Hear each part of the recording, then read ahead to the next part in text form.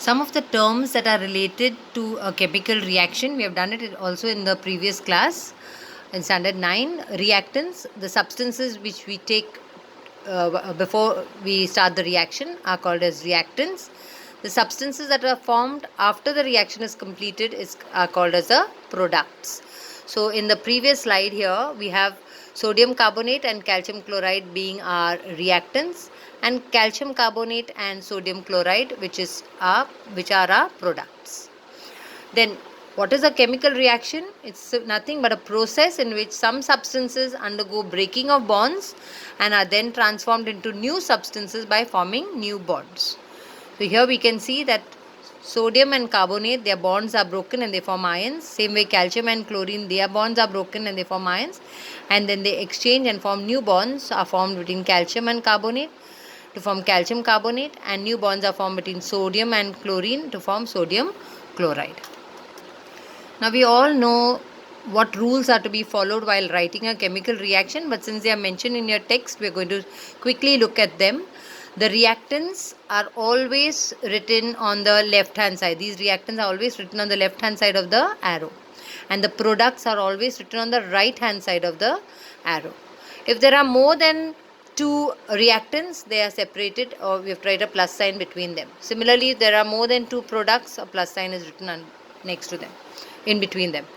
There's an arrow head always separating the reactants and the products, and the arrow always points towards the products.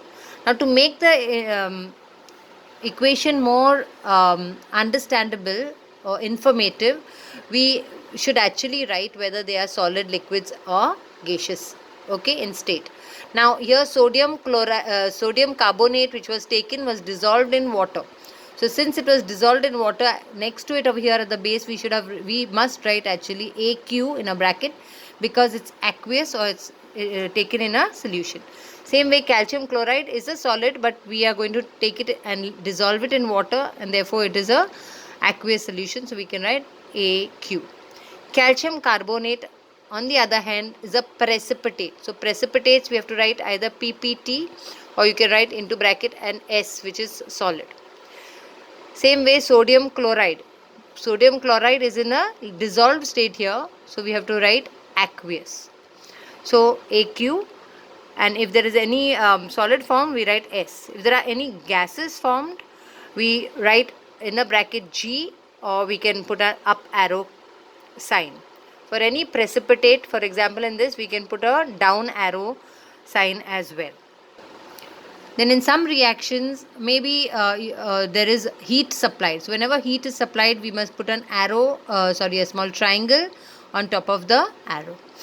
Then if there are certain temperature conditions, like for example heating to certain amount of temperature, then the temperature is written on top of the arrow that's pointing towards the products. Also, if there is any catalyst, we know that a catalyst is a substance which is added to make the reaction go faster, but it does not take part in the reaction. So that catalyst should be mentioned, because it's not a part of the reaction, we have to write it on top of the arrow. Also, any special information or names of the reactants and products can be written below them. Another important fact or property that we should know is that chemical reactions always follow the law of conservation of mass. We have studied this in the 9th standard already, and we had there also taken an example where we had a common salt solution and silver nitrate solution. Okay, we measured it. You had one of the practicals like that, and then we shook it and we weighed it again, and we found that their weights were the same. That means the mass of each of the reactants before the chemical reaction could take place, and the total mass of all the products formed after the reaction is equal. So that states the law of conservation of mass, that the total mass of each element in the reactant is the same as the total mass of each of the elements of the product. Now whenever we write a chemical equation, we follow some steps, and the steps are, first we must write them as word equations. That means actually in words. For example, sodium carbonate solution reacts with calcium chloride. This would be in words. Then we have to transform those word equation into a chemical equation using formulas, molecular formulas of them. And then we should also know the products. Many a times we know the products already. For example, when a metal reacts with an acid, we know a metal salt is formed and hydrogen gas. So we know generally what would be the products. So we can write the products also in word equation first and then in chemical equation.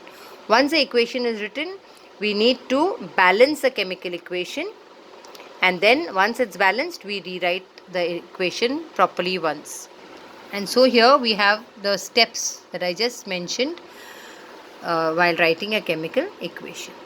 Here we have an example. Sodium hydroxide reacts with sulfuric acid to form sodium sulfate and water. This would be an example of a word equation.